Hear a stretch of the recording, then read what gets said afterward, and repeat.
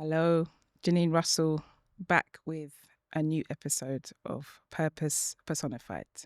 I'm so glad to be back in my happy space, my creative and free and expressive place.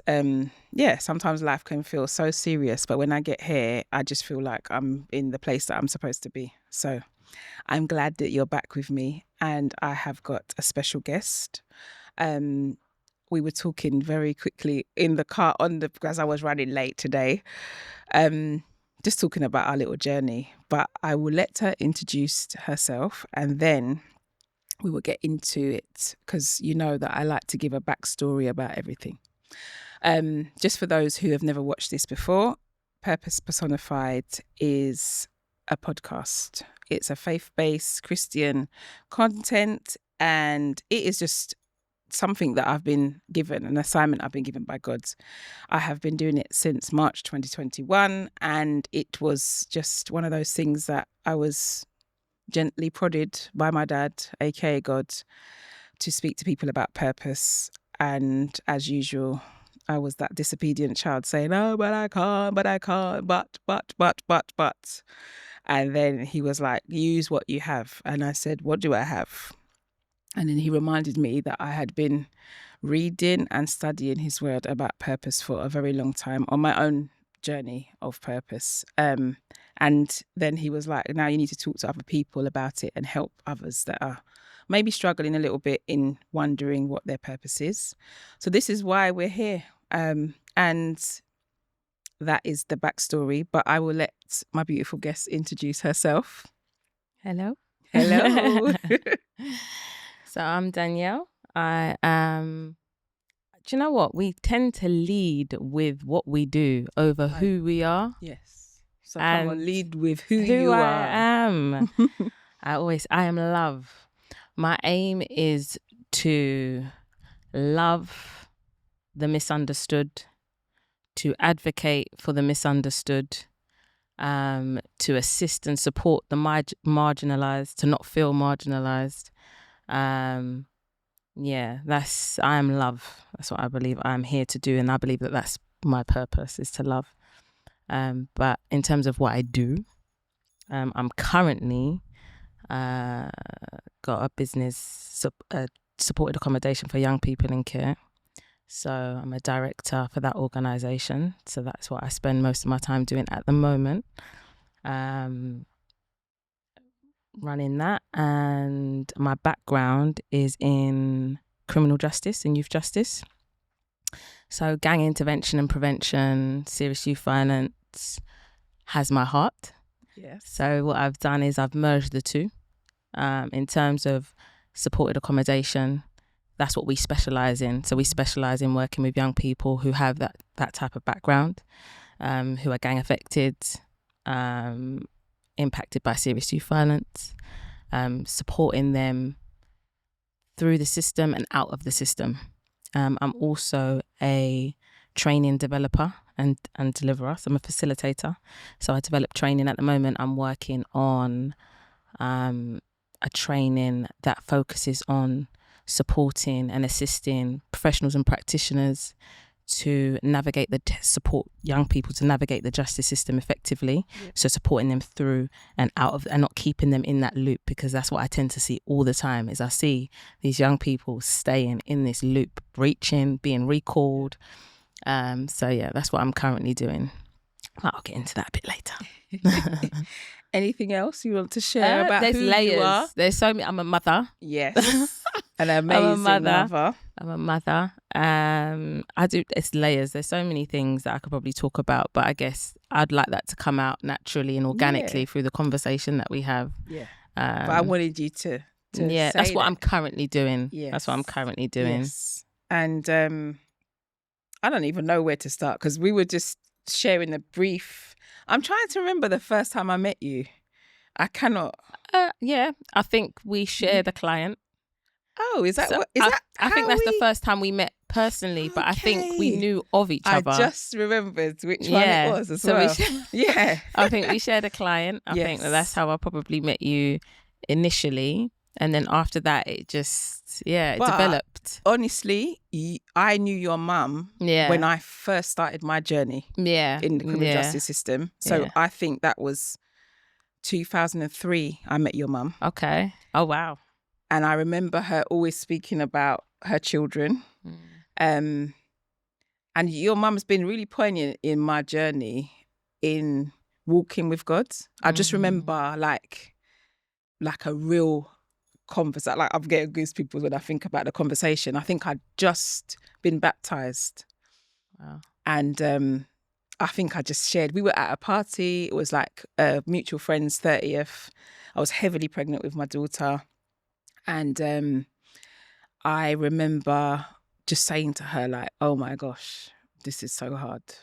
Like, like nobody tells you after. Like they encourage you to get baptized, but they don't actually help you, support you after the actual physical thing. And she's so real. She kept it. She's so real. Listen, and no one talks about that. Listen to me. No your one mum talks kept about the it, realness. like your mum, but I'm not even going to tell you how real she kept it. But I needed that. Yeah. And I needed a real Christian, not these ones who were like just anyway. It's not to offend anybody, but there is an airy-fairiness about it. No. Where it's almost like everything's going to be great, and that's not the case. And she kept it real, and I needed that, and so that's really poignant. Obviously, our client, but I just think we have got so much in common. We share a passion for young people, criminal justice. Like when you tick, I think most of the boxes are really ticked with how we kind of align.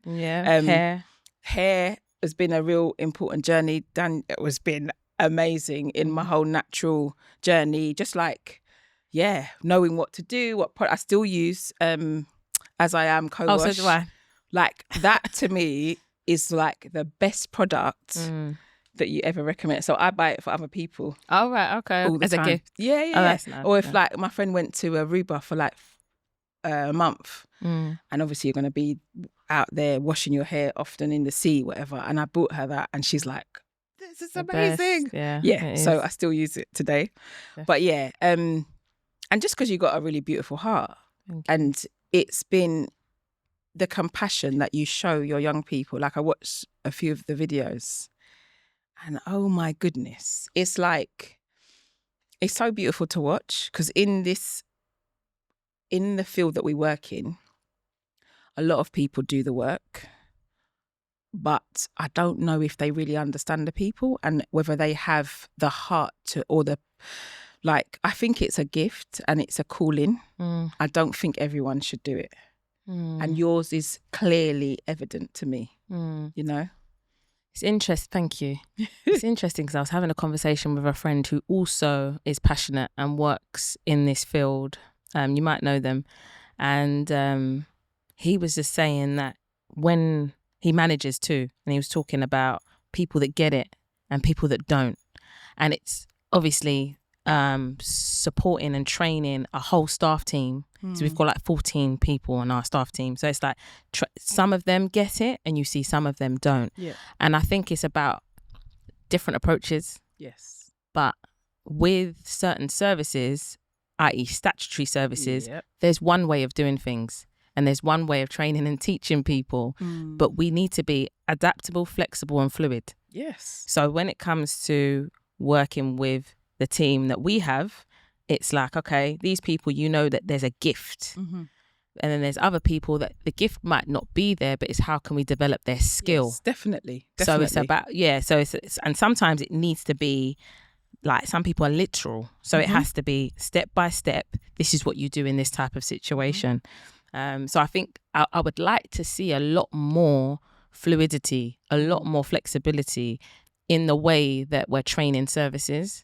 Because I just feel like it's very much one way, Jernine. I could talk the talk about this because I've been working in the statutory service for a very, very long time. I'm always like mindful of how I say things here, because obviously I just said 2003, so it's been 22 years that I've worked with people in this way. And you meet the good, the bad, and the ugly. And I don't mean the clientele. I mean, the staff and the people that we're working with. And I've seen so many things. I've seen, in all my 22 years, I could probably count on one hand how many times I've been shouted at. Okay. Like, there's not a lot of times. There's been people that have been assaulted. There have been people that are abused and when you see them working with the people, then you realise why that is. But I tend to treat people the way I'd want to be treated, because I actually think every time I used to sit, I work a lot from home now. But every time I sat in that setting, I always imagined myself. So that could easily be sitting on the other side of the table. Yeah. And I want the same. I want someone to give me the grace and the same, compassion and understanding and empathy. So that's what I'm trying to give. Do you know what I mean? So it's a beautiful thing when you encounter people who do it with the same heart. 100%. And there are a lot of people. There are. I have met a lot of people, and it does warm my heart when I meet people like yourself who are compassionate and who are understanding, because at the end of the day, there's a human being who has the same heart and blood running through their veins as you. Do you know what I mean? And also, the mistake has been made, but we don't know the why all the time. And listen, There's one context. of the things that I realise is that we've all got a story. That's it. And I'm so interested in stories and the reason behind. Like, you didn't just come to just be like that. Yeah. There's a whole thing that happened before you got to that incident. Do you know what I mean? Yeah. Oh my gosh, yeah. Some of the things that I hear, I'm just like, oh my goodness. Yeah. I felt I went to, and it must be a reason why I went there. I went to the preview of a documentary for some women who were in Holloway prison. Did you go yesterday? Yeah, I went. That is so, anyway, we will talk about that a little bit more. But and yes. I think it's events like that where services need to take your probation officers to these places to see that the person that's sitting in front of you across the table could end up being this person who's now running a foundation, who's running a charity. Who I big up all the amazing. She's so amazing. I love her. There was so a few much. people on that panel. There's a woman called Mandy. So I went to the exhibition. They had an exhibition initially. Okay. I didn't know about that. 2 years ago. Okay. And so it's like the art behind the documentary. Yeah. So I've seen a lot of the journey, and it's only because of like a clash in mine and my friend's diary why we didn't go yesterday. So we're going to a different one. Yeah. Finsbury Park. Yeah. No, actually, is it Finsbury Park or Hackney? Hackney. Oh, okay. I don't know. So we actually went to a screening last week of Lollipop. Okay. I've only just. Oh my gosh, you need to see that film.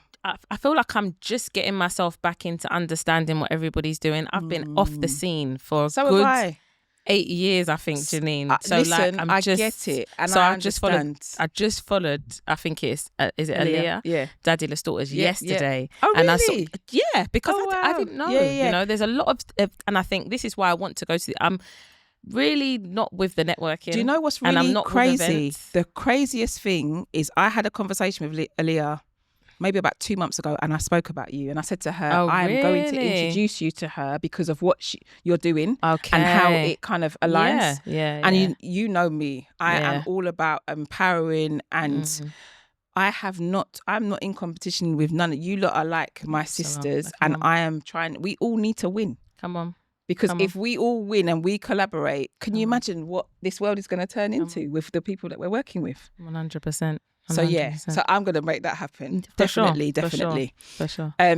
We are so off the track, but we're not. I think we're right on track. We're on track, but we're not. I haven't even asked you one question. We're literally having a chat, but it's all on. It's on purpose and it's in purpose. That's it.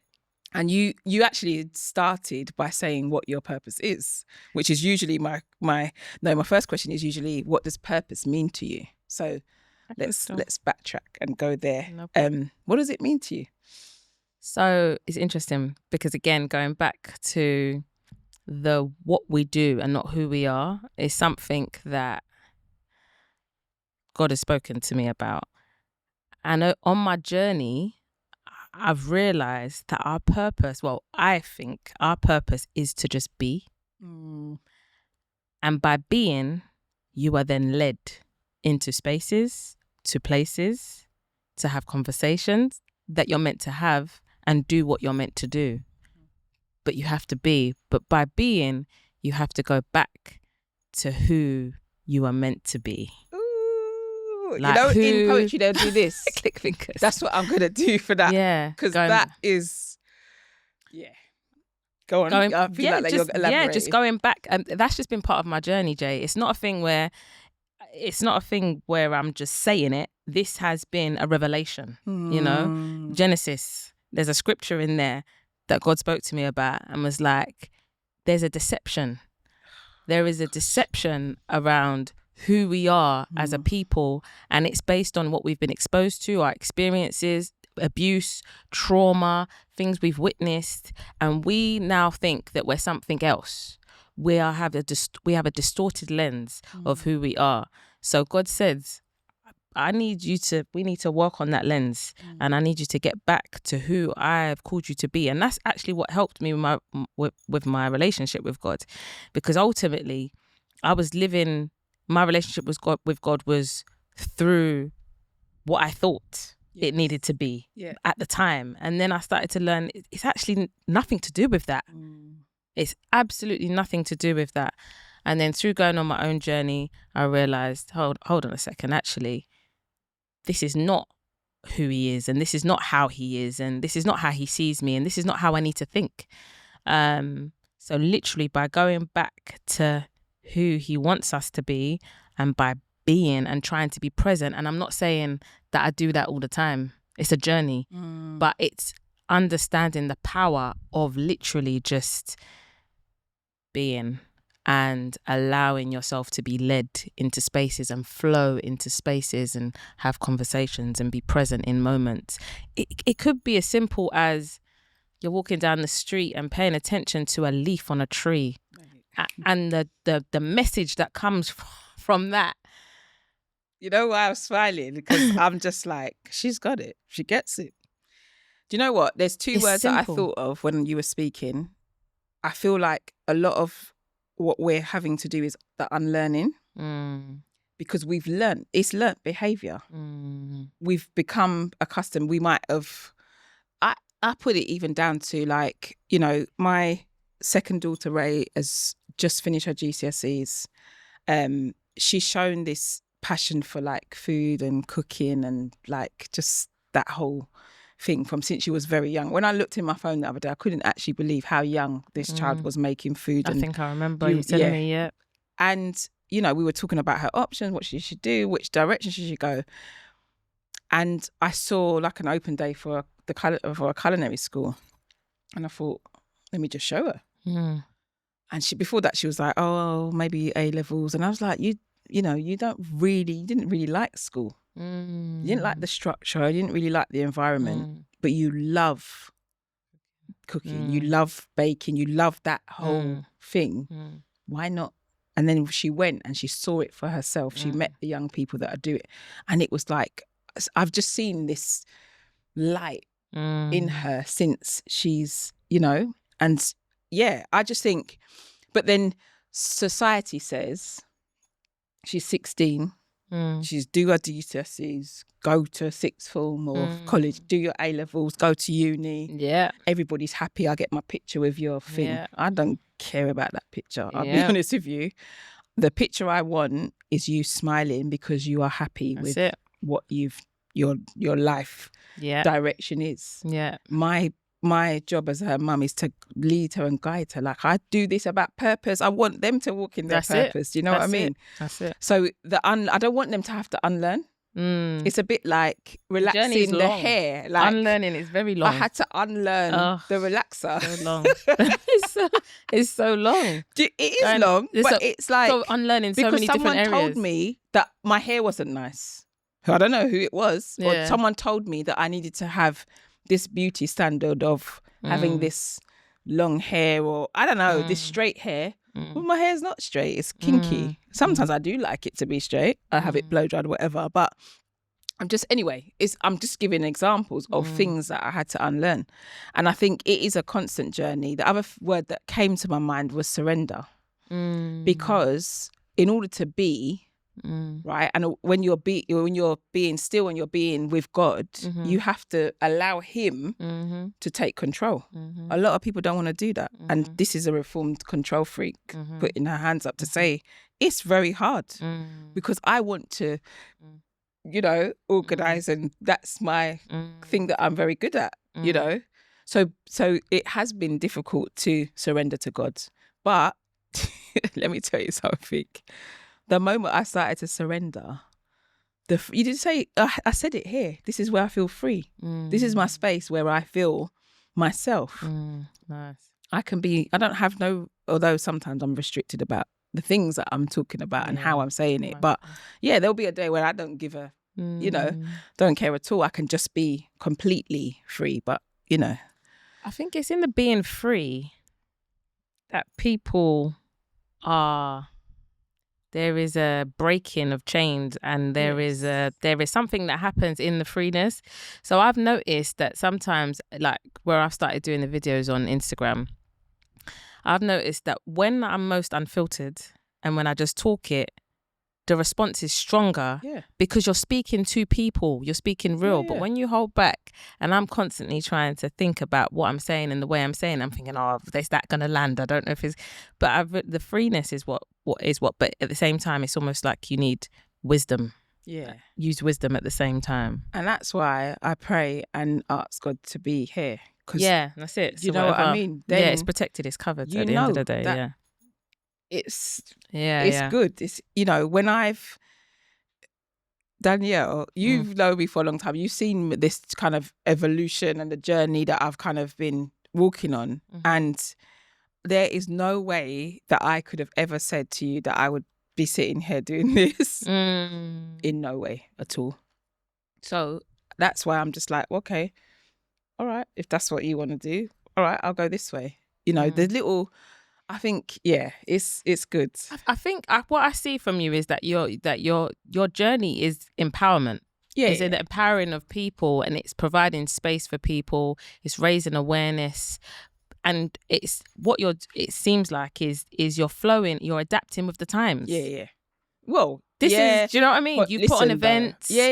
You've done things in different ways. You've put it in books. That's so true. You do different ways of empowering people. This is just what you're doing, is you're just adapting with right now. This is the space. This is this is how people are hearing and listening, and you've adapted. Yeah. But you adapted quickly because you caught on quickly because you've been doing this for a while. It's not me, babe. Yeah. Because if I was to sit down, there are millions of podcasts. Think about it. I'm telling you, I am not that person who jumps on any bandwagon. I'm usually walking in the other direction. I didn't even really listen to podcasts much before I started this. Yeah, okay. I think I struggle with them. I'll be honest with you. Really? Sorry, I do, because of the ones that are pushed in my face very. All right, I'm going to send you a few that, because I think you're like me. You like to learn. Yeah, I prefer it to be positive. No, that's all I listen to. I don't want to trash podcast. But listen, that's why anyway, we're not gonna. Sometimes a little bit of drama is nice, but so I listen to mainly. I need things to pour into me and to fill me. So most of I'd say 99% of them are Christian. Maybe the 1% is probably Stephen Bartlett. Doesn't have to be, but I like him, and I think there's things that I've learned a lot from the people that he's had on there. I listened to a really good one about finances the other day with him and Michelle Obama. Okay. Oh my goodness. Okay. I actually posted that on my. It was so good that I was like, oh my gosh. And it's good. The young people need to listen to this thing, because my daughter's at that age where she's, working and starting to this is a good time to be sensible with your money from now. Then it becomes a habit, But yeah. Do you know what? For me, with a lot of even the educational ones and the ones that teach and guide, for this is just for me personally, I feel like there is a swaying that can happen in terms of what you're listening to and not focusing on what you've got in front of you. So what can happen sometimes is people can say things and then you can think, oh, maybe I'm not doing it right. Maybe I need to do it this way. Really? Yeah, that's what I think. I think being exposed to too much can sway you away from what you're focused on. Really? Yeah, because the narrative can be here one day and you're focusing on here, but you're ahead. You don't know that you're ahead. Yeah. You listen to the narrative and you're like, okay, I need to do that. No. You need to focus on this. You know what? And I need to do this. Yeah. So maybe you're aware of that. So I remember I used to do some work with another lady who ran an organisation, and I remember we was having this conversation. She was like, how do you do it? Like, how come you don't? I said, listen, I have to stay in my lane. This is my lane. This is the lane that God has asked me to stay in. If I start looking in your lane, guess what's going to happen? I'm going to start crashing into that. I'm going to start going into the slow lane or whatever lane it is. That's taking me off my focus. My focus is God's. So no matter what, because the narrative to me is that's not what I feel is being pushed. That's not the agenda that I'm seeing in the world. That's why if I focus on God's. Oh, right. And sometimes when I go on YouTube, I just pray and say, God, you show me what I need to listen to today. Yeah. And that's what happens. So I do have my certain things that I listen to. But even this week, Kurt Franklin did a conversation with dads. Okay. Oh my goodness. All men, all in like their DC Young, what's his name? That's the one. Listen, this is not, they're not people, I'm not the one for that either. They are not people that I would, there's an actor, I can't remember his name now. They're all people that I didn't really know who they were. Okay, but you know their faces.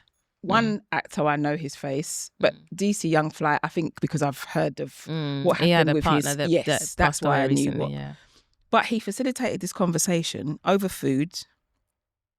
And I'm telling you, I was like, my mouth was just open because I hadn't heard how men feel about certain things. And I needed to hear that because I'm a woman and I don't know how they think, or maybe because they were able to he held a safe space for them and they really opened up and were vulnerable. And it was just like, oh my goodness. Beautiful. So, there's things, and that wasn't something I looked for. It just kind of came to me and I listened to it. But I think it is so beautiful that you've been able to establish that we just need to be, and that we're just walking into it's, because sometimes I think we fight it. Yeah.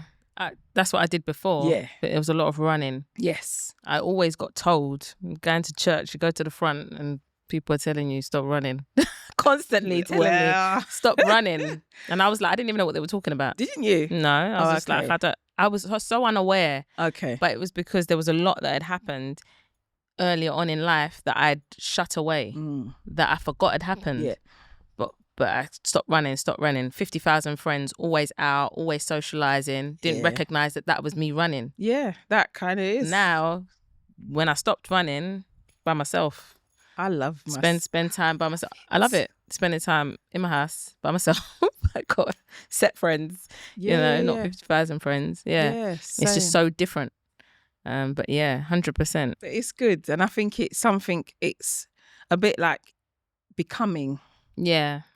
And I think that was the title of Michelle Obama's book. Yeah. And when I read it, I was like, that's such a great word for it. But there's something, it's so beautiful to watch. And like, I always think of you like my little sister. Like I've got a lot of beautiful little sisters that are doing some exceptional, extraordinary things. And I'm just like, I might not say it, but I'm like, come on, yes, Dad, yes, Yeah. So I talk about you to other people and it's like, someone else said this recently. I was so shocked. Yeah. So she was talking about it and I was like, and the thing is, because I met Ellie at her exhibition and we just clicked. And I just said, as a big sister, I was saying, listen, be careful, there's people out here that are going to try and exploit you and to do, like, that part. You see that part, That and part. I something was so There's got to be a leading. God said to me to tell her, to remind her, people are they will try and exploit That's you. right.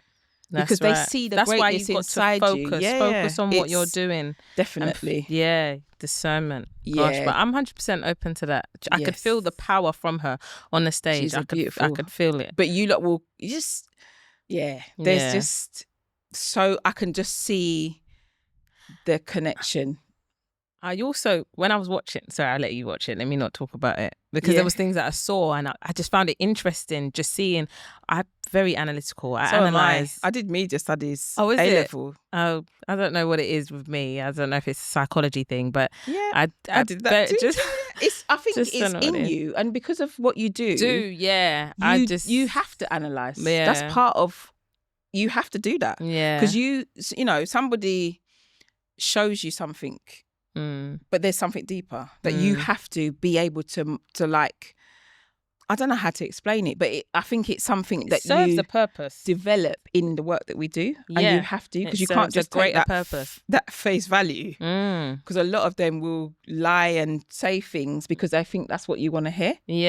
It does give depth. It's a gift, I think. Because it provides depth in the work and allows you to see things in a way that a lot of other people can't see. So definitely, I call it a gift. Well, you're calling it a gift. There's times when I'm like, I just don't want to see this, because it happens everywhere, Dan. Like I can't switch off from that. So I could just be randomly sitting in a restaurant and then I'm seeing things, or I'm like, oh, that's a... Oh, right. Like, do you know what I mean? Because I see things that other people can't see. Oh, interesting. I don't think I'm I don't think I'm that type. I feel like when I'm having a conversation with someone or I'm watching something, I'm analytical. But in terms of going beyond that, I can't. I don't look. Are you sure? I think so. Well, I think I give a lot of energy to something or someone when I'm speaking. I even struggle with multitasking. Like I can multitask around the house, but if you're having a conversation with me, I can't be doing nothing else because I'm listening intently to what you're saying. That's good though. I'm giving you all of my energy. Skill. But so therefore in that process, I'm listening, I'm dissecting, I'm doing all of that. But it's the same when I'm watching things. A lot of even the training that I do, I'll watch a film or watch a program. I'll screen record certain things and be like, from this minute to that minute, I need to slap that in that training. From this minute to, I need to slap that. I think that makes constantly the best training, personally. Yeah. And I actually think when you spoke about that, I was thinking that they really need to revamp and come with the times. It's very dated. Yeah, boring. And also, they don't take into account that people have different learning styles and people are neurodiverse. So that's it. The way that they process things is very different. Yeah. So, I'm someone that's very visual. So I don't want to just read slides and someone read the slides to me, because that is just really not going to engage me. Yeah. Anything that I do or say, I always say it needs to land. So I'm going to think creatively of how I'm getting this message across. So I'm never just talking at you. I'm thinking about who's in the room and I'm thinking about how am I going to get this to land. So I always come up with some when I say crazy, that's like my team always say to me, have you, what's the word? Like, what is the word? Where you do something and you make it yours so that no one else can use it. Like I've come up with games and they're like, have you done that yet? And I'm like, no, because patent, that's it. Patent. Trademark. And I'm just like, no, but it's because but it's God. Yes. I remember one day, this is before, it wasn't even to do with navigating the justice system training. It was just a training I was delivering to my team. And God said to me, Skittles. Yes. He just said to me, Skittles. You need to think of how to use Skittles to get this message across. And I did it, and oh my gosh, the team went crazy. That's amazing. Because at first they was like, are you sure, Danielle? Like, are you sure? By the end, everyone was just like, wow, blown away how they could use it in their personal and professional life. Yeah. Since then, I've been using Skittles. I love that. So I think those are the things that people you remember things. That's how I retain information. If I'm just reading off some book or slides, that is not going to stick. Sometimes I need tangible examples and things that are going to really stick, because there's a lot of There's a lot, 22 years of working in this system. There's a lot of information in that head of You mine. need to do something with that. Listen, yeah. We need to talk. Do you know something? I'm ready. Yeah. Definitely ready. Because I think I want to pass the baton on. That is my I've been talking about this for a long time, being able to pass the baton on. And God showed me something on Instagram. It's a clip. I'll find it and send it to you. And it was a relay race. And I think it's the American team, and they hand in the baton over. And I don't know if you ever do. I don't know if you. I used to run, so I'm like, my mum used to always talk about the baton trade. It has to be in sync. You have to make sure that you're like almost connected to each other, like so that transition hands over, so that there's no taking off any time. Right. And the way that the baton was handed, but then God showed me, you've been doing this for a long time. There's new ones coming up, yeah. And for you to be able to retire from doing this work, then you need to give it to somebody else. That's it. So that is That's it. I do. He did show me that a long time ago. So I'm ready and willing to do that, definitely, because I think everything has a time, and God moves your, like I believe that for me, He moves it into some other space. It's not always in the same space. Exactly that. Definitely. And exactly that. I feel like that's everything that this current training project, it's a collation of all of my experiences from working in youth justice team. Well, they call it that now. It used to be the yacht team. Working in supported accommodation, working in schools, working at Spark to Life. Yeah. It's a combination of all these exposure.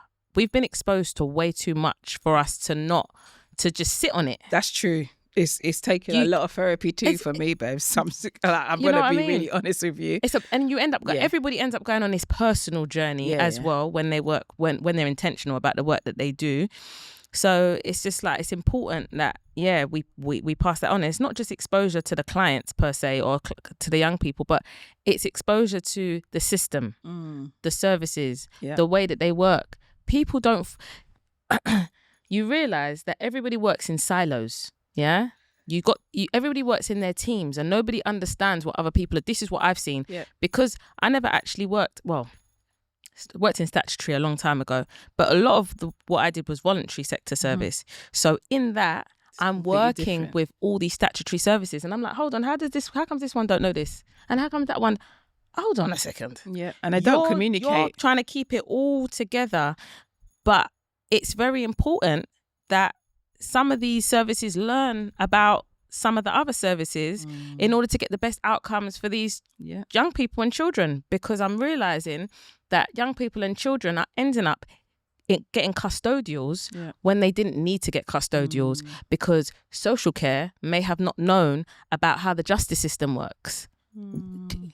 You're making decisions based on what you don't know. You know, there are ways around this.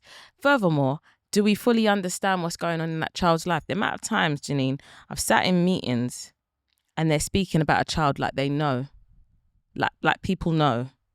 And it's so far from the truth of what's going on in that present because they're basing what they're talking about on what that child was doing a year ago. Yeah. And a year later, you've got a year later and there's been no offending.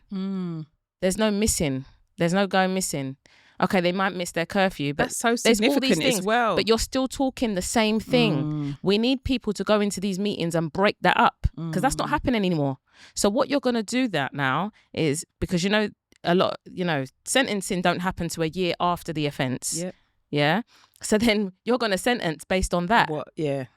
But now you've got a child that's got a job, that's doing good things, that's engaging, and you're about to take them off the road. All of it. Yep.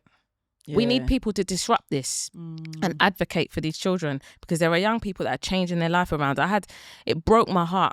When I worked for Spark to Life, I had a young person. The things he went through, Jernine, it was him that drove me harder on this journey, because when he committed his first offence, he was homeless. Yeah, he was 16 years old. Wow. We went to social services, no help. Went to housing, no help. He lived with his sister. And then his sister wasn't that much older than him, but they wouldn't house him. And then he came back to me 6 months later, and we went to housing, and they apologized. Oh, they didn't assess him. They didn't do. They said they'll do the assessment. Go back to your sisters. We'll do the assessment. They didn't do the assessment. So we went back. They apologized. Put him on the waiting list. He got a social worker. Yeah, because that's what you're supposed to do. You got a social worker. Was getting money, whatever. Because he had nothing. In that 6 to 10 months, whilst waiting for somewhere to live, first offence. And then you have during that time county lines, but you've got nowhere to live. Yeah.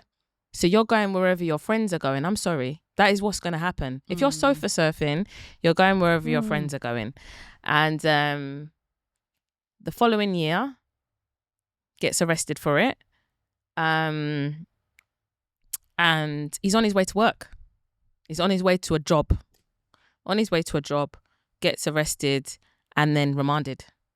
Didn't come out. Got very long custodial sentence. Oh, wow. Yeah. So it's like, but if you know the backstory, which I do want to speak to him one day and say to him, we need to talk about this stuff, because it's the things that he went through as a child. It's like, he was left by himself. He had to do everything by himself, you know? So there's this whole big backstory. It's not uncommon. I've seen this. It happens all the time. So as soon as these children are changing their lives and doing certain things, you're in custody for 4 years. Oh, but listen, you know, it is. It's so. Yeah. As I said, we could be here literally for a couple of hours. Yeah. So you spoke about what purpose means to you. Yeah, sorry. Loved it. Loved it. And you briefly said about what your purpose is. Do you want to tell us a little bit more about what you think your purpose is? You spoke about mine. Yeah. Which was lovely. Literally, Jay, as I said, it's simple.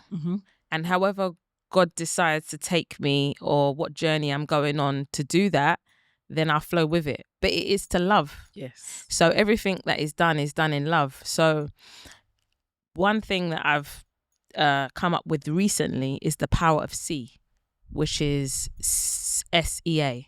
The power of self-awareness, empathy and advocacy. Is promoting and encouraging the power of S.E.A in what you do. Listen. Yeah. If you listen, this could actually change the world. Oh yeah, we know, because you know why? Because it's God. It's that's what He wants us to. It's love. Self-awareness is love. Empathy is love. Advocacy there's so many people that don't have it. Yeah, that's what, can you teach somebody it? But that's what I'm doing. Is that what you're doing? Oh my that's goodness. What I'm doing. You're going to be a millionaire. The training is. Thank you. Amen. Because the training is based on the power of S.E.A. Self-aware. It's not just what I'm training, Jernine. It's what I've been doing. I've been doing this.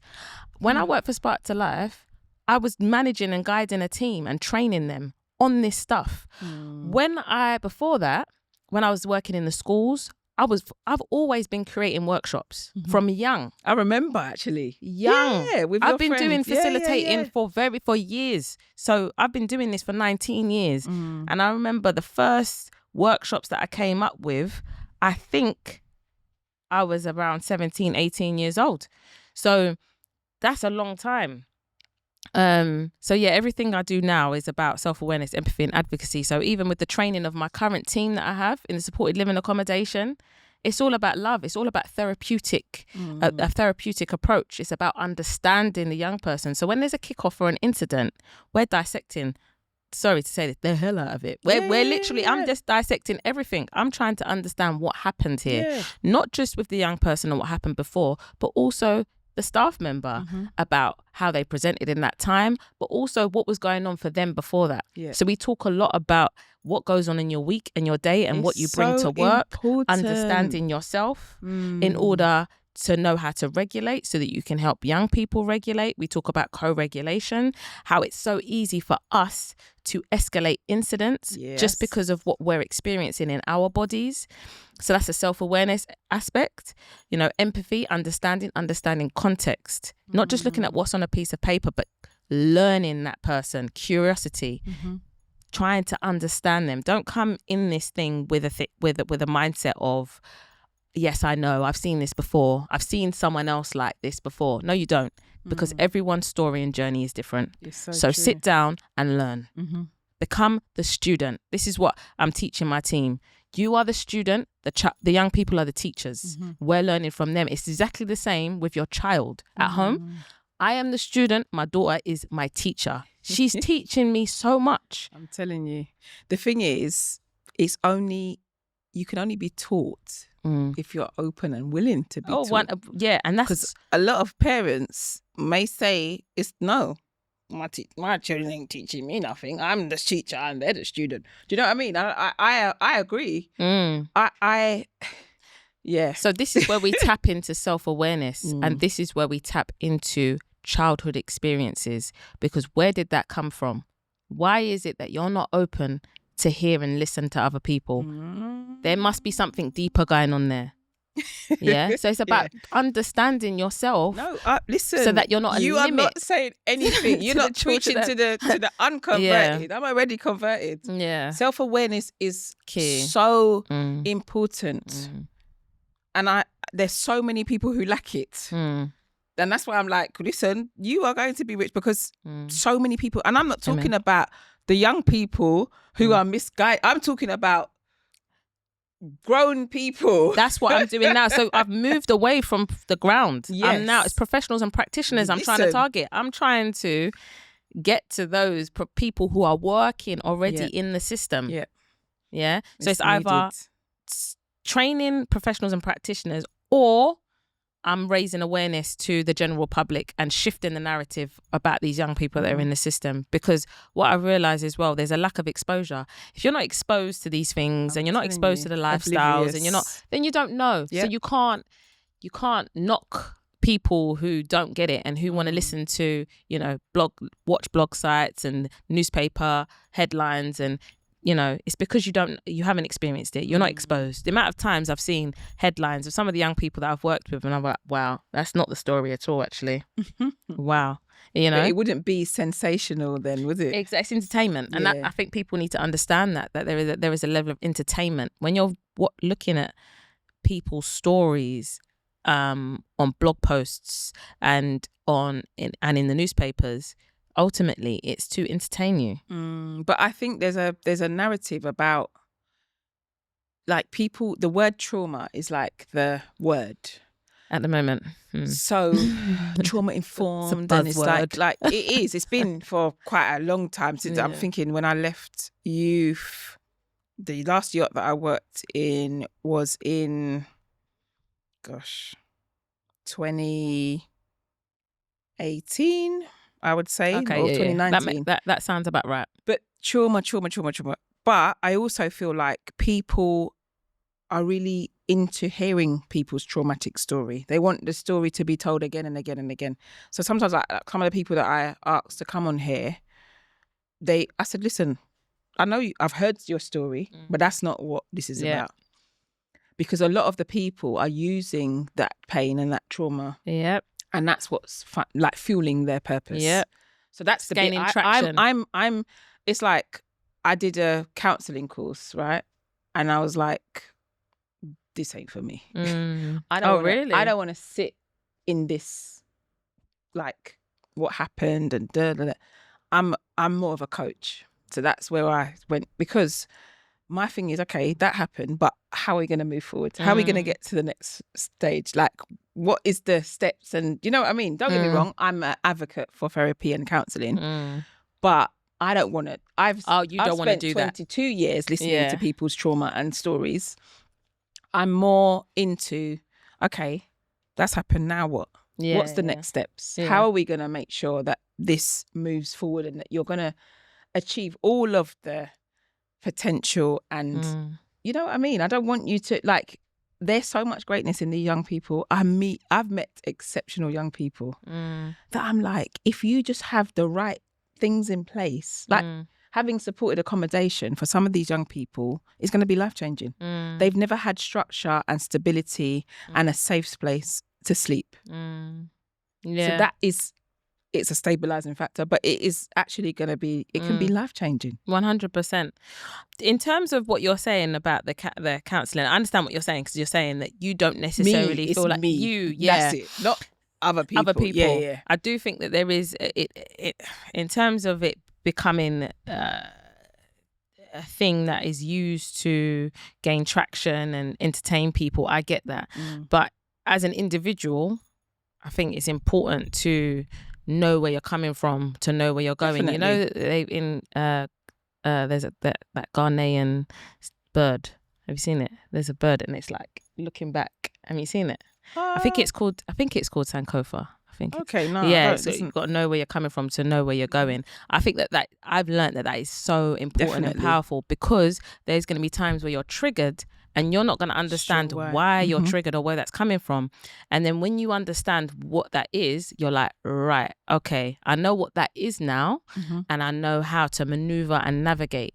Otherwise, you just get triggered over things, and, you know, there's no self-control, there's no regulation, there's no... So I think it's important to have that understanding of yourself. Definitely. That's why I said I'm an advocate for it. Yeah. But for me to be that person, that's to not listen for you. Yeah. and to... It's a lot for you. I can hold that space. I think I'm that, like, it's another skill that I have. Yeah. But it's just not... That wasn't... When I did the course, I'd been putting it on for years, maybe 10 years. Yeah. And then I thought, you know what? Let me just do it. I'm in that space. I want to know, okay, what do I do? And it taught, you know what it taught me mostly was how to listen. Okay.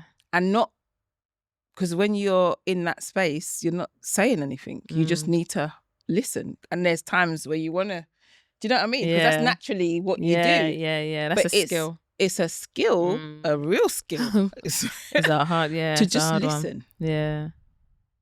And you can't say nothing. They teach you not to. Obviously, as you progress and what, you know, come on, your therapist definitely asks these questions and they do say things to you. It's interesting. But yeah, that's what we definitely practiced. It's interesting. So yeah, but I'm someone who just, I know what's going on there, and there's things of there. That's beautiful. But I'm really about progressing and looking forward. Yeah, 100%. So I really want to. That's what I like. Yeah, to help people with 100%. But yeah, definitely recognizing what kind of caused and understanding. It gives a great context and understanding in you. And I think I think everybody should have therapy. Yeah, 100%. Like, it's the best money I've ever spent on myself. Same. 100%. In my whole life, and I'm not finished. I definitely want to do more. Yeah, same. I want to go back. I stopped April 24. I did it for 2 years. I definitely want to go back. Yeah, same. I keep saying, when, you know, because my kids are expensive. Yeah. Teenagers, but driving lessons, to navigate all of these different things that I'm paying for. So, like, to me, okay, when that is gonna come back to me, like, but I definitely want to do it again. But yes. So your purpose, was there any more, or should we go into what we was talking about? Let's move into how you knew your purpose was love. How did I know my purpose was love? That's a good question. Think of young Danyele, like when you was at school, did you know that you wanted to work with young people then? Or was it something that came a little bit later? I find it very interesting that your mum is in was in that world of criminal justice, and that you've come into that. Is that something that you think? So is my brother as well. I know. I saw that. And I was like, wow, that is so interesting. Yeah. Do you think that was an influence, or do you think you just naturally... I'm still trying to work it out, because my mum's mum, recently just passed away in March. And I've been reflecting on her life and looking at the things that she experienced. So my family have experienced, I don't know if you want to call it hardship, but like just experienced some things, some serious things, as a lot of us have, you know, as a lot of us have. Abuse, trauma, domestic violence is something that kind of went in a loop in my family. And I just saw that my nan I realised my nan had this grace for people. No matter what she experienced, she still managed to have a grace for people. But at the same time, she had a strong mouth. So did my mum. Very strong mouth, strong tongue. But I think it's something, grace is innate in me. Mm-hmm. And when I was in school, a lot of my friends, things used to happen to them, and experiences with the police, getting thrown in the back of bully vans, kids on their bikes, on pedal bikes on the pavement, and any reason to pull over. Do you know what I mean? Yeah. A young black boy. So I used to see it a lot. A lot of my friends get into trouble, but I always could see the heart beyond the behavior. Yeah. But also, there was stuff that was going on in my home or with my family. There were things that people were doing that weren't right. Mm-hmm. But to me, I didn't know at the time that it was wrong, because that was just life to me. But I always saw the heart of those. As I grew older, in my mid-20s, I realised that, hold on a second, although those things were happening, I could see the heart of those people. So as I'm working now with people who offend, I see the heart of those people. I don't look at the offence. So some people will be like, because I remember when I was doing the gang intervention and prevention, they were in my car. Like I would, obviously I risk assessed, but some people would be like, you can have a murderer or someone who committed manslaughter, or, it was, but there's context. One, there's a lot more to the story that you don't know. But also I see the heart of the person, and I realized that in order for people to change, you have to love them to that place. Change is not going to happen. You just need to stop there, babes, with that point. Okay. Because I'm just like, wow. In order for change to happen, you just need to love them. Love them to change, 100%. And I implicitly agree. And you know what? It reminds me, keep your point, but it reminds me of Jesus. That's it. It reminds me of the disciples, right? That's it. Because that is it. Because the Jesus that other people think that he is, people don't know. Right. Listen. I'm just like, hold on a minute. And the word grace, I used that today. Because if it wasn't for his grace, I don't know where I would be. I am not like a perfect person. I am far from perfect. But with his grace, he's helping me to transform and change every single day. It was Genesis, Adam and Eve. No. One day I used to do sessions on a Sunday with the guys who get ISP, intensive supervision and surveillance, 7 days yacht, Yes. And I had to make up this session, and God laid on my heart a session about forgiveness. Was it forgiveness or just about love? I can't remember anyway, but he told me about deception and about he gave me this story. God talks to me in so many different ways, but he gave me this story about a guy called Damien. Yes. Yeah. And it was that Damien's mum was a drug addict, and Damien's dad was an alcoholic, and Damien's dad used to beat up Damien's mum. And but when Damien was first born, Damien was a bubbly, beautiful, bright spirit. But as time went on, that started to dampen. And God showed me that is the deception. So these young people that you've got in front of you, at some point they were this, and now they've become that, because they're deceived about the way that they see themselves because of what they've been exposed to. Then he took me to Genesis, Adam and Eve, biting of the apple, and God came and said, "Where are you?" First of all, when I saw that, I thought, why is God saying, "Where are you?" Because God knows everything and can see everything. But clearly something had changed. So they looked different. Something had happened. So there was an action. Wow. Then there was a difference in the way that and then they came out and they said, "We hid." They were covered and they said, we hid. And he must have said, why? And he said, hid because we're naked. And then he said, who told you? You were naked. Yeah. Because I never told you were naked. So who told you that lie? And that's when I realized that we're all born into deception. We've all been lied to. We've all got a distorted lens. And what happens is some people don't understand their worth, don't understand their value because of that distortion. And they end up doing things to break themselves down even further. And that could mean offending and committing crime, unfortunately. It can look like many different things, because a lot of people that are not getting caught for committing offences but are doing disgusting things behind closed doors. You know, there's a lot of things that we all do that's not right. So it was just about learning to have grace for those people, which I already had, but it was almost like that's what he laid on my heart at the time.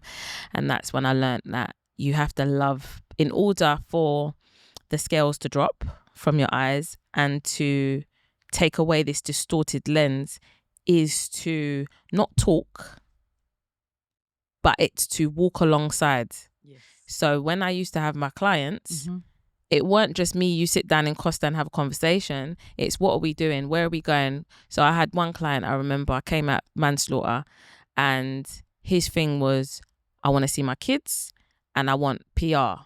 I don't think he even knew about PR at the time, but I realized on the journey he didn't have PR. And there was a court case coming up. So I was like, right, that's what we're doing. That's got nothing to do with his offending. But you know what? That is going to be something that's going to prevent his offending, because that if that's what he wants, then he will make the right decision. Pardon? What do you mean by PR? Parental responsibility. Parental responsibility. No, PR. Sorry. Because it could mean different things. Parental responsibility. Yeah. So therefore, there's certain things he couldn't do, but I don't think his name was on the birth certificate. Oh, okay. Yeah. So it was going on that journey with him, and I know some people would think, why would you want someone who's got manslaughter? He wasn't the one with the knife. It just so happened that he was in the space at the time and got 10 years. So yeah, went on that journey with him. And then as we went on that journey, we're in court, family court every day. We're having conversations, chopping it up. We start talking about work. And I said, right, would you just do like a days of painting and decorating? Just one day, just do one day.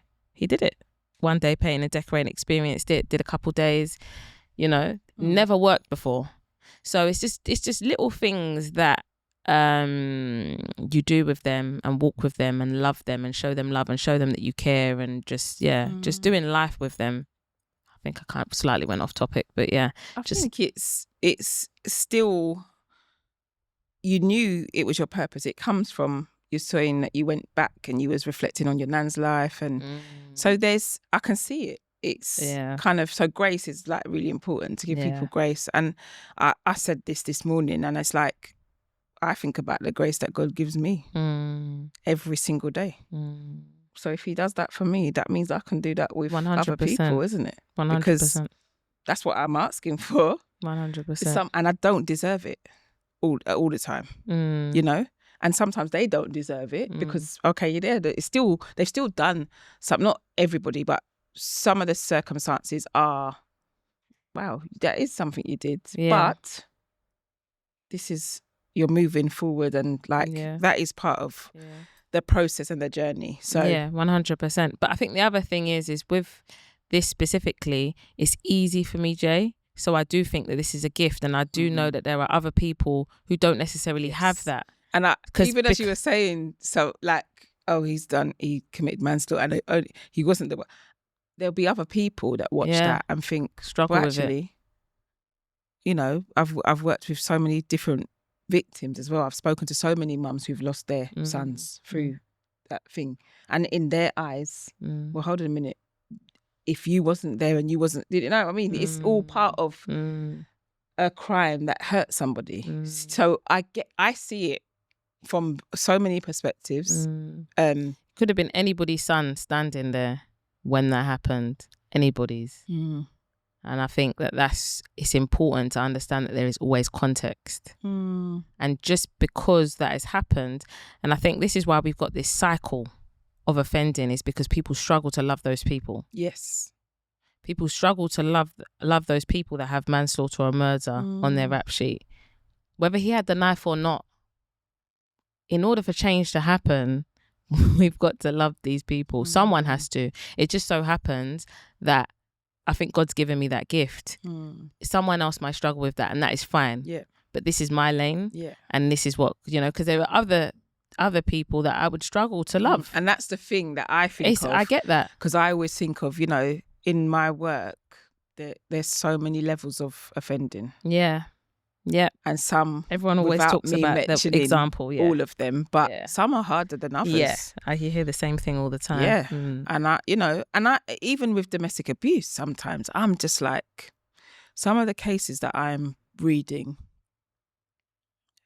are literally shocking, and I'm really concerned about what people are being exposed to the levels of the abuse at the moment. So I think sometimes when I hear that, straight away my brain goes to, what did that person witness and experience as a child? Yeah, that's what I mean about. Yeah, oh, is that what you mean? Yeah, that's what I mean about exposure. But I go straight to the levels of, and they're young. Yeah, and it is just like, it does. Remember, I got 2 teenage daughters who I pray that they will be in loving, healthy relationships. Yeah. But when you read some of these things about this generation of young men, and you just think to yourself, anyway, thank God that I pray and that I cover them. But yeah, it does.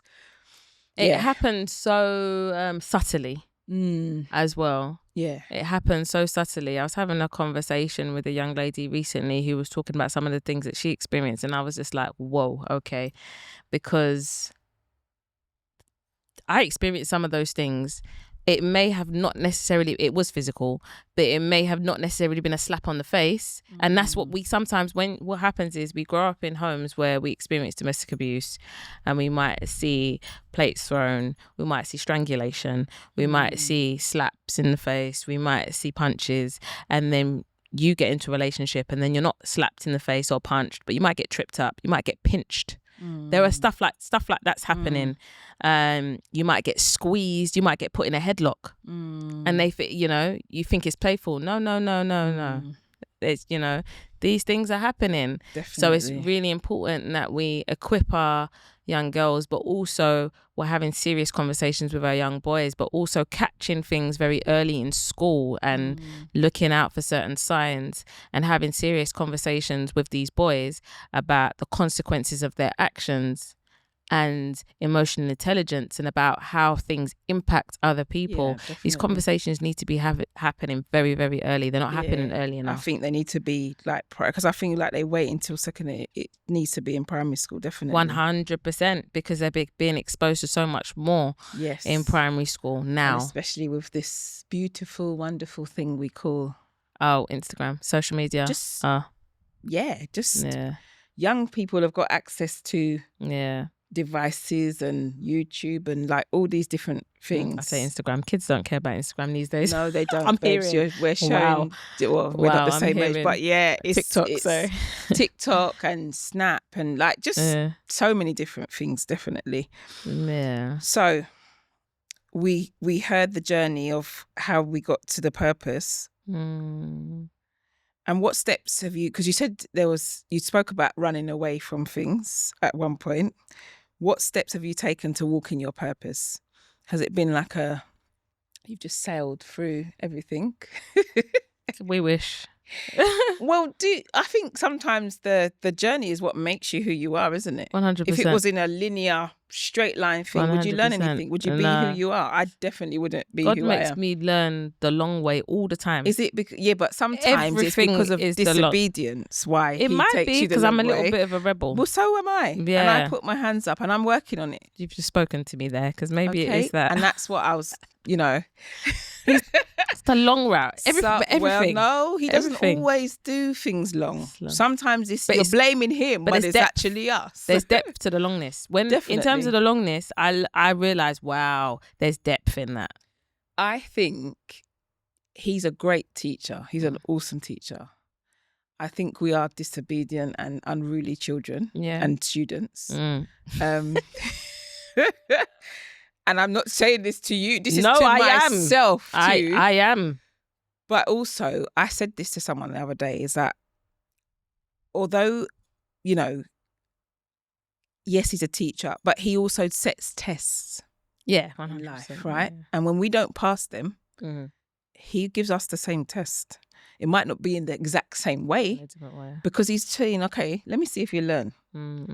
So, okay, I didn't pass that English thing here, but okay, I've got to go back and do it. Yeah. And I do think God is like that until you get it. Yeah. And sometimes, you know, like, I don't know, there's sometimes when you're teaching your child, I've got 3, so the way that you teach them, you try and teach. So I try to teach my second daughter how to read the same way that I taught my first daughter. It didn't work because she had a totally different learning style. And then when I worked out, okay, she's a tangible, I needed to teach her the alphabet with the magnets on the fridge instead of just writing it. And when she got, listen, the way she got it. Yeah. But luckily, I'm blessed enough to have learnt that. Yeah. That about learning styles, because a lot of people don't know that there's different ways of learning. My daughter's exactly the same. She acts out everything. Yes. So with regards to her sounds, her phonics, everything's sign language. Like literally, I learned at the beginning, if you don't know the sign to it, then you don't. Do you know what I mean? So yeah, I sorry. Okay. It's like she's literally, so as she's going everything That's amazing. That's how she learns. So everything's through song and acting things out. So I have to know the actions. Yes. So when we're sounding out words, I have to go, ow. Then she knows. OU is ow. That's really beautiful. Yeah. And I just think anyway, parenting is like a whole. Oh dear. Yeah. Listen, I could do a whole podcast about parenting. Because literally it is like so difficult. And I tell my kids all the time, I don't know what I'm doing. Yeah.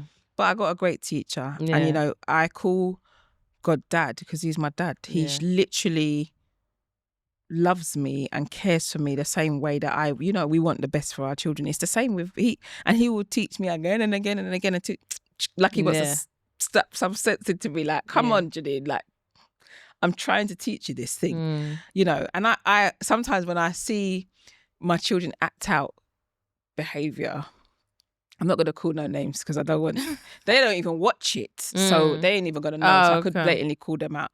But when Riley wants to be answer back or challenge thing, sometimes God, I'm like, oh, that's what I look like to Dad. Okay. Oh, wow.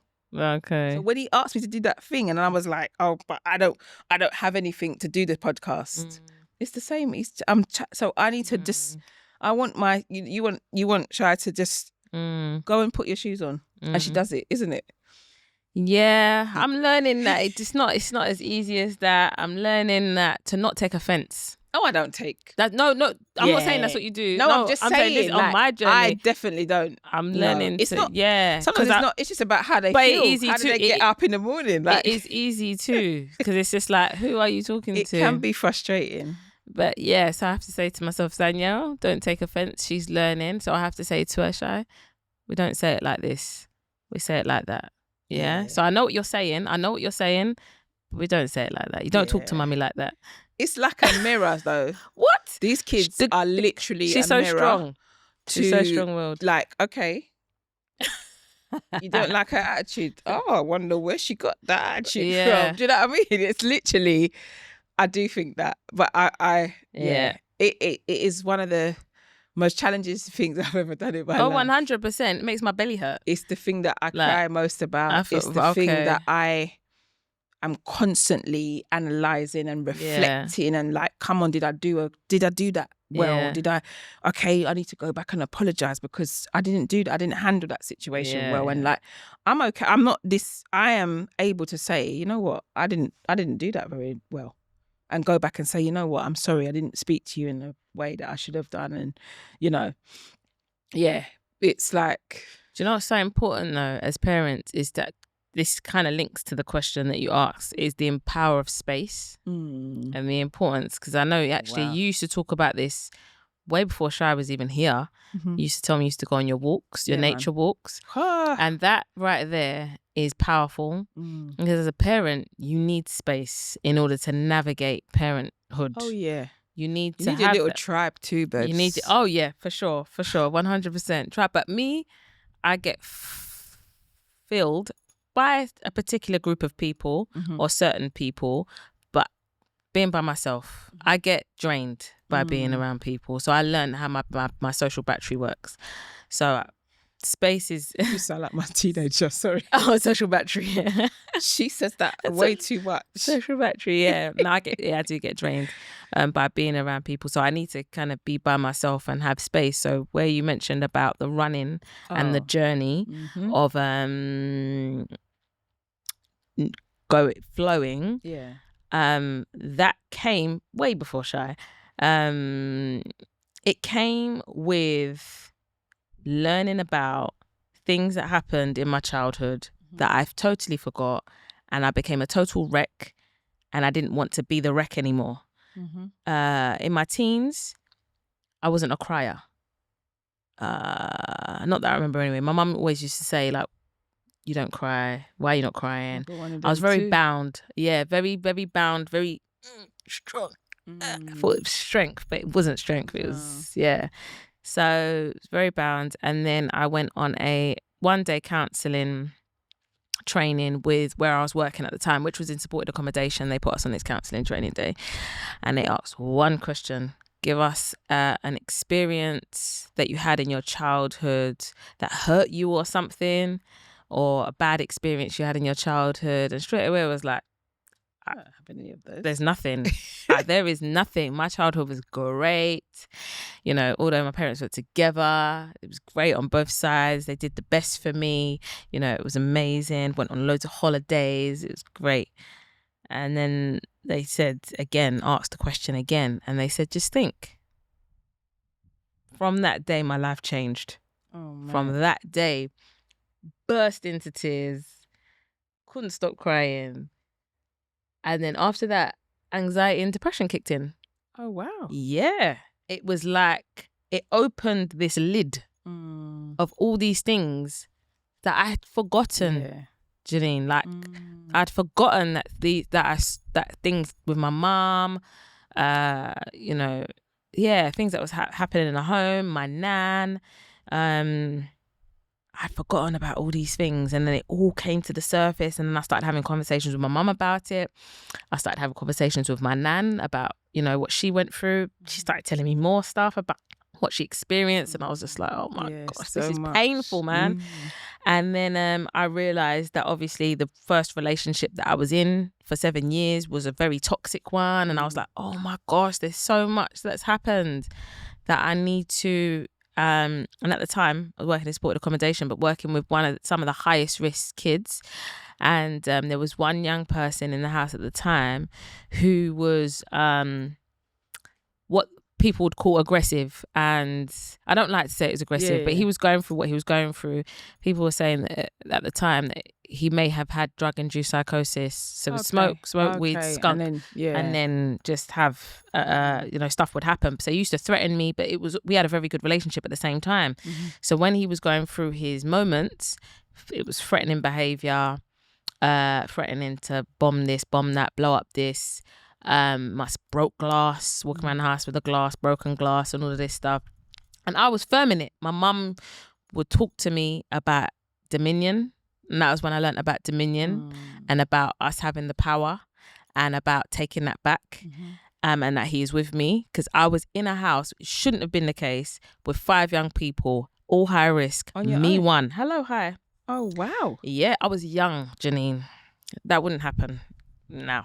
But but it was an experience that I had to go through to build me to the person that I am now. That's why I can work with those clients, you know what I mean, because of that. So anyway, went on this journey with this young person, and then I started speaking to some of the counsellors that were around me at the time, and they basically said that he is because I used to go to work crying, leave work crying. I was a mess, hyperventilating, So going from someone who didn't cry to someone who was crying all the time, and it was just hard for me because it was like, I just want to stop crying. I don't want to cry. These times didn't know the power of crying, the power of release. Yeah. But I'm there fighting myself, causing myself problems and not being able to breathe. And then I realized that he was representing someone from my childhood. Oh, wow. At the same time that I just lifted this lid of this stuff that used to happen in my childhood. So the aggression was that of what I was seeing when I was younger. So I was just basically kind of reliving it. So it had nothing to do with the young person. Yeah. And it had everything to do with what I experienced as a child. So I had to journey that.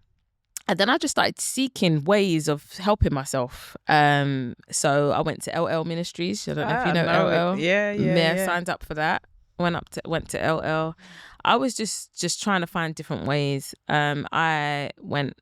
This wasn't intentionally part of the journey, but it just happened. I went natural.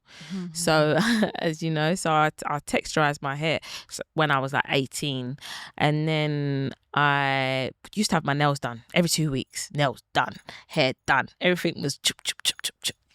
Turned 25, went natural, took my nails off, everything was just to the bone.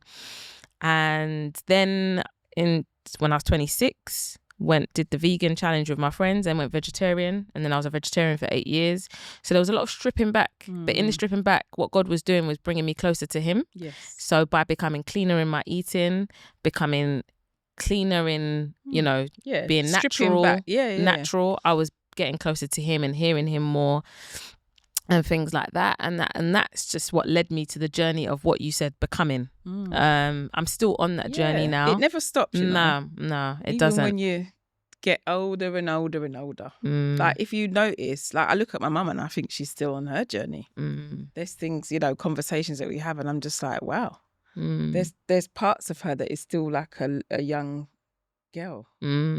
That's because we all have that in us, and that's okay. No, I'm not. Yeah, but I'm saying when it's your mum, sometimes you don't see that. Yeah. Do you know what I mean? Because It's that's nice. your mum, Yeah. but actually, she's who she is. Exactly. Yeah, and she's still discovering parts of herself. That's and there's beautiful. And I think it's beautiful that we are able to also hold a mirror up to our mums, because we're still their child, but and as the more we grow and the more that we are on our own journey, we can help them in their journeys too. So it's like a never-ending journey. 100%. My journey, the end destination is when I finally meet Tim. Yeah, and I think about that so often, like I've seen it, and it's a beautiful place to be. And like until that happens, I'm gonna live with like, I don't know, man, this joy, and there's like, I'm going to find joy in lots of... In everything. Yeah, there is joy to be found. Yeah, you can. Life is still life. Life is, but I can focus on those things. What did someone say? It's like fair and faith. And whatever you focus on is what you give power to. Yeah, 100%. So if I focus on the things that fear or that the life, the bills that are endless, that just keep coming, rotating. This one I just got over them, then they come back again. It's like, what? But then actually, there's so much beauty in the rest of the other things. If I'm focusing on this beautiful walk with this person who's just like not leaving me at all. No matter what I do, no matter how hard it gets, he's never letting go of my hand. And that is like, oh my gosh, it feels so amazing. Yeah. It's a great place. 100%. My final question. There's some person out there who's struggling to know what their purpose is. What advice would you give to them in helping them find their purpose? There's someone out there struggling to find what their purpose is.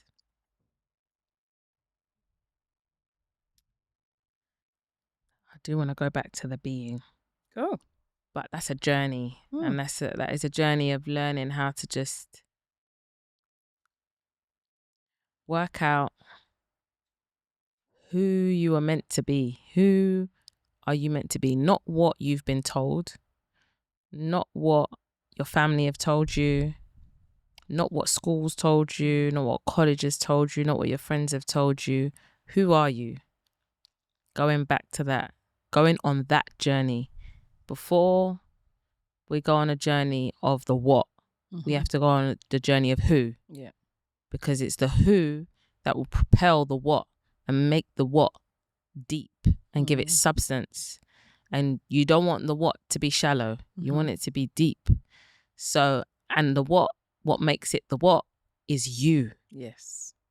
And you have got to know who you are.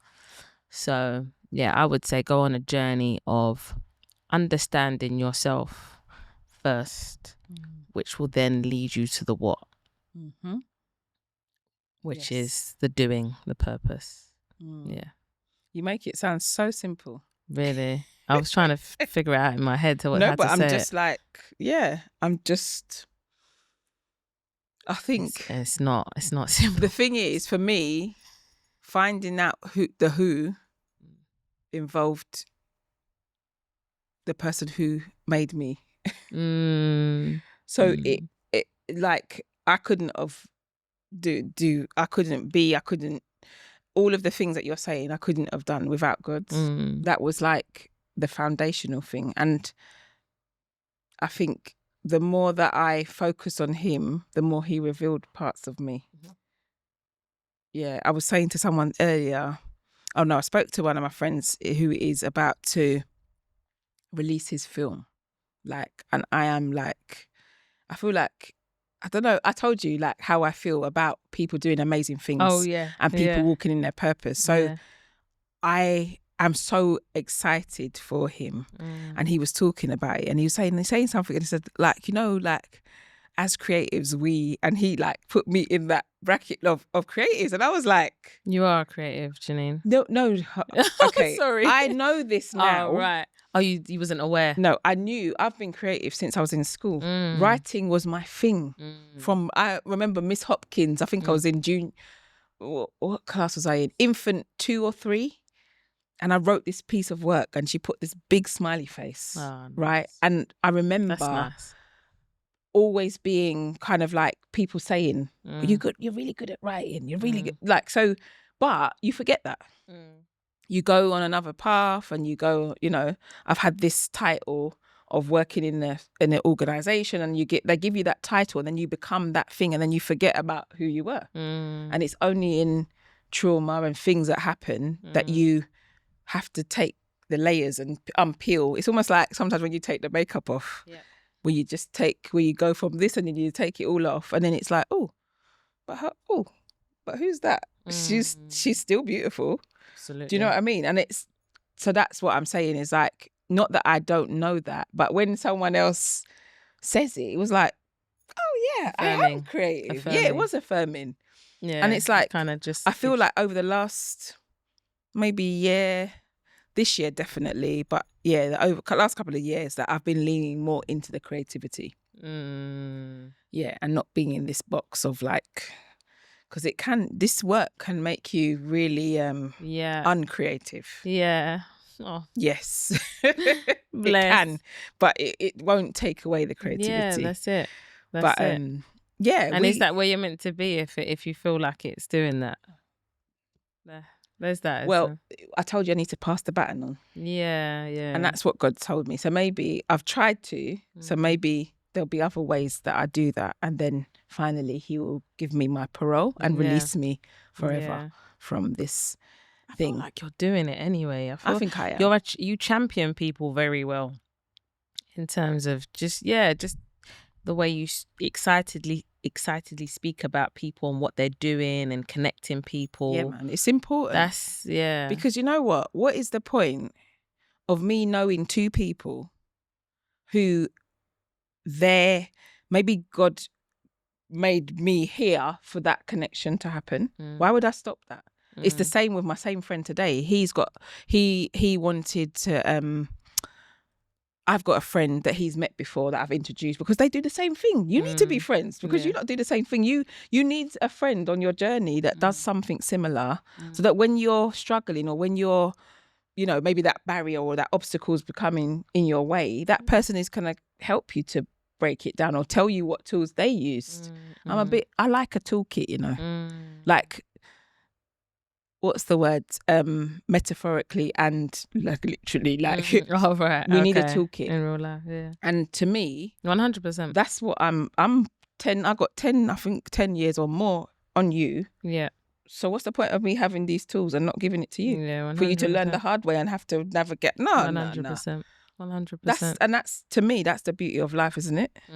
If you've experienced something, yeah, your experience is going to be different. But if there's things that I'm doing as a mum that's worked well for me, those nature walks, you need to go. I went on one the other day. Listen, They're the best, man. oh my goodness, They're the best. That's where I hear the most. That is when God speaks to me. That's when I speak to him. I've got my little spot. We go and we have that little time, and then I can come back and parent again.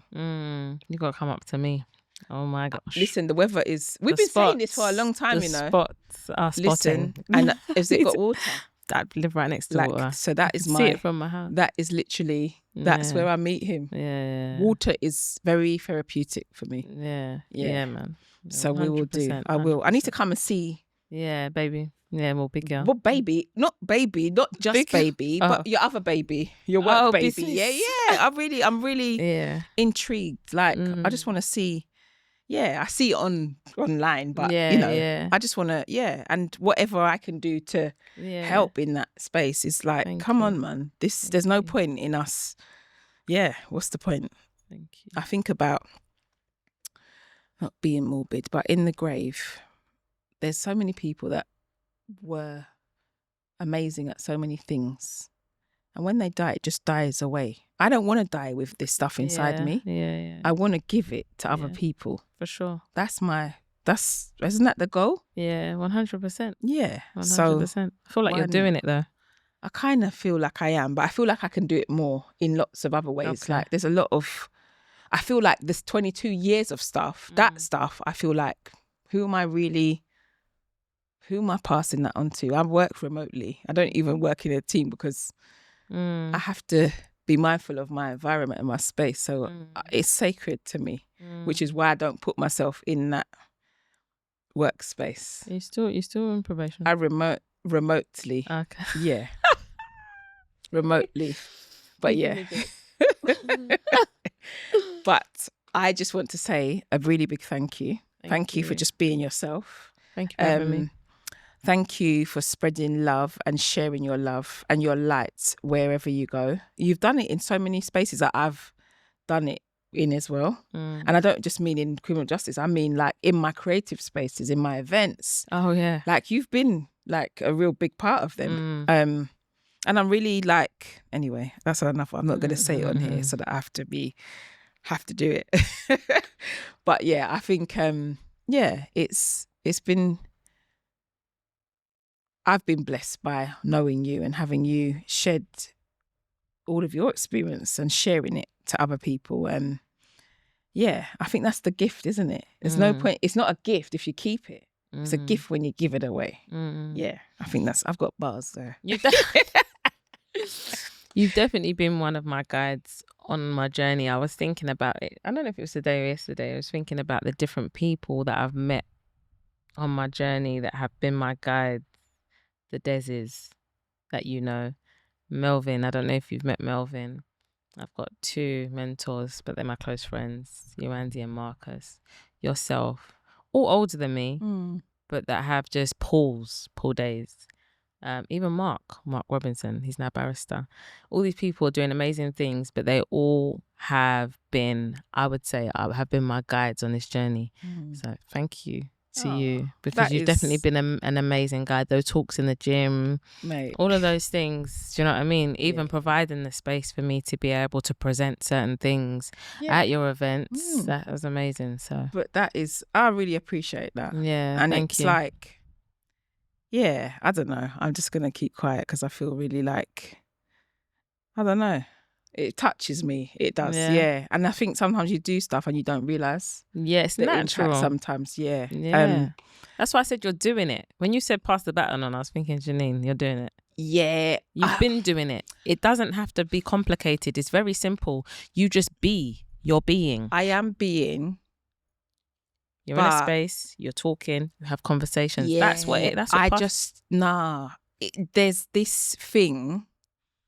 there's this thing inside me And I literally came up with this. Well, I didn't come up with it. God kind of has been saying this thing again and again. And I'm like, Dad, you know that I'm in the middle of writing 2 books and then you're trying to give me another one? No, like, God. Yeah. But where's the time to write all of this? Because that's the thing that I find the challenge. But it's my own. I need to make that space. I get that. That's big projects. That's big projects. They are big projects. Yeah, I do feel like that bit needs to be passed on a little bit more. Okay. Because I'm not, normally when I was in the office, I was always like the younger or the newly qualified, or like staff that hadn't had a lot of experience. Mm-hmm. I would always take them under my wing. Okay, nice. Always. Nice. Like, they need it. Not intent, like it just happened, if that makes sense. And my manager used to always say they need to shadow you, and I'd be like, no, I don't want no one to shadow me. I don't want them to see how I do it, because it ain't always like, it's not the, you know what I mean? That's how it's meant to be, probably. It depends on the space that you're in, because I'm in other spaces where I am just being, I'm talking about the wisdom and like passing that on, but it's not in a rigid and way that, because sometimes that way can be like you can't be yourself as much. See, in those spaces when you're around those people and you where you was like, oh, you don't want it because of the way you do things, it's not just the work that you're teaching them, you're actually showing them God. Yeah, that's, and you're able to pass on God just by how you are. So you don't realize who and who could end up meeting and getting to know God. The amount of young people you'd be surprised I saw get saved. Really? Yeah. Through just you're just rubbing shoulders with them, and you're just talking to them and having conversations with them. And they're like, oh, Dan, I remember one of them was like, Dan, what do you do to have fun? I said, have fun. I said, your fun and my fun is two different things. I said, I don't go out, I don't do this and I don't do that. Oh, I said, yeah, this is what I do. They're interested because you're different. Yes. You're showing them something different. I'm not doing what everybody else is doing, you know? So when you're spending that time with them, they will want to know about your personal. And they want to understand, you know, and then that's an opportunity to show them Abba. That's true. I think I show my clients him more than I show my colleagues, to be honest. Okay. Because that is, listen, the other day I was on a video link. No, it was a telephone call, but the guy could not, he was like totally unregulated. Like I have not in all, like he was crying, he was getting dysregulated. Sorry, babes. I was like, you know, sometimes when you're thinking of the word anyway, he was totally, I'd call that unhinged. Like it was, and this was through the camera. This was this was a telephone call. And I was like, you know, that day, I know it was God, you know, because we've got time slots and schedules and da-da-da. But there's something that I just was like, got to provide that space. I need to give him this space. And I literally had to say to him, like, okay, we're going to take 3 deep breaths. Yeah. And I'm into your belly button. And we did this. And this is like, because he was can't just... do this right now. You need to sort yourself out and then come back to me, because someone else will probably say that. Listen, I'm not continuing this conversation. I will put my hands up, because some of these I had another young man who was saying some stuff. And I warned him, and I said it was like I can't continue this, and like it was he was off the thing. Yeah. And I said, listen, I'm gonna remind you that I'm a woman. Yeah. And I'm gonna remind, and you know, like it's like he was doing it on purpose. And I said, okay, at this point, he wanted a response, a reaction. Yeah. At this point, I'm going to just say goodbye, and I'm going to put the phone down. And I put the phone down. But the other guy, anyway. Yeah. But I asked him, is it okay to pray with you? Yeah. And I prayed with him. And I also read a scripture for him. No. Because he was feeling anxious. And this is my favourite one. With his consent, I asked. I'm not going to, no. This is not, I tell people all the time, this is who I believe in. I'm not trying to cut you. I just want to tell you, if you want to know what is amazing in my life and why I am the way I am, this is who it is. But I'm not telling you that you must do it. That's not what I'm trying to do. Because I think that is, sometimes that's what why people resist God, Yeah. because they're made to. Yeah. You It's know, forced you on must them. go to church. Yeah. You must do this. No. That's Yeah. not. You do what works for you. This is what works for me. Yeah. So that is it. 100%. But yeah, I do thank God for being in the room and in my home when I'm doing these sessions, because like sometimes it can be, and it's in my house, so it's a lot. Yeah. You know. Yeah. It can be. But yes, we thank him every day. So I just want to thank you again, just for being, for taking the time out, because you're a busy woman. And I'm hoping, there's so many things that you said today that I'm like, oh my gosh, please, when I send this out, can people please listen to this one? Because there's some real insight and gems that I think people are going to really help. It can really help them. But you have to be self-aware. You have to be, I love that. See, and I'm going to write the acronym. Power of C. Yes, I'm going to write it. Self-awareness.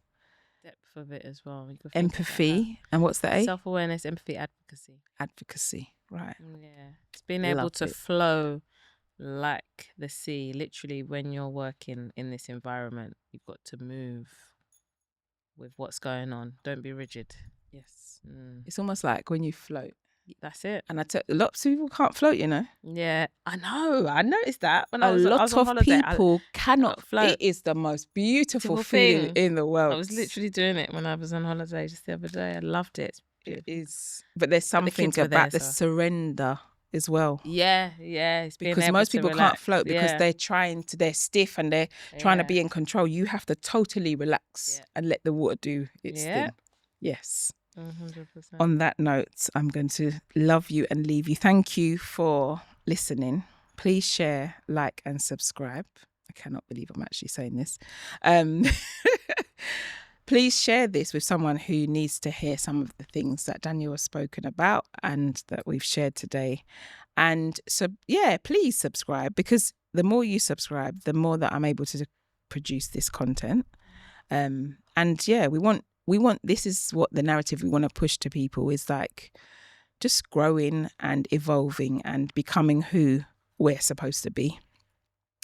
But thank you for your time today, and God bless. Take care.